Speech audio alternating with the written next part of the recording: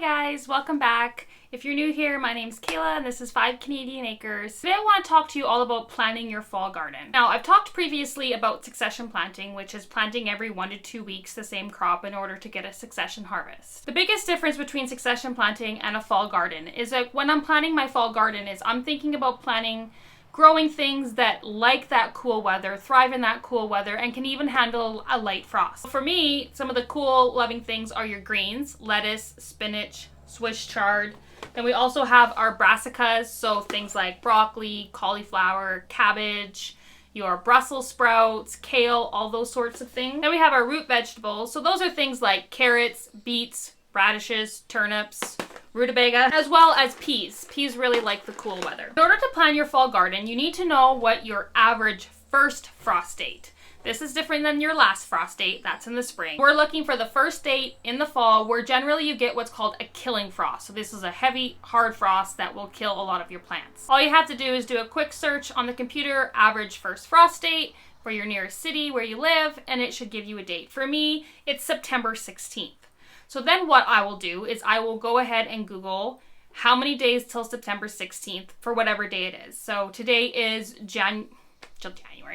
Today is July 8th. So I would put July 8th, how many days to September 15th. I didn't do this, so I'm thinking it's probably around 80 some days. So then I know whatever I plant, I have 80 days left in my growing season. One more caveat to your fall garden is because some of your days are getting shorter, it's cooler, these might not be optimum days. So while it says you have 80 days left, you might actually need 90 or 100 in order to get some of these things to maturity. So with my 80 days, I know most things like radishes take 30 days, peas can take 45, 50 days, turnips about 60 days. So then I'm going to count backwards and I'm going to plant these things at the right time in order for them to be mature around that first frost date.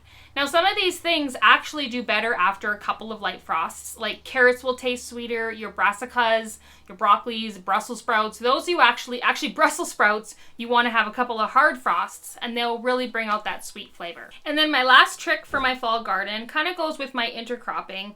I have a lot of things, some of your things that had failures. Maybe it's not a failure because that's just opening up space for you to have your fall garden put into. A lot of my peppers are really not growing very well. So I'm going to go ahead and plant some of my fall garden stuff all amongst those because if they don't grow very big, I have more space. You can go ahead and get a piece of paper out and write down all your days and plan that all out if that's how you like to work. But I just kind of go with my days. I know I have 80 days, so I'm going to be planting my 60, 70 day stuff soon. My radishes, which only take 30 days, I'm not going to plant those until probably closer to the middle to end of August, and such on and so forth. I really like the fall garden because it kind of extends my season up here where it's really short. And if you're looking to learn all about intercropping and succession planting, check out my video here where I talked about that. It's kind of like a cousin to fall gardening. Thank you so much for watching. We'll see you guys next time. Bye.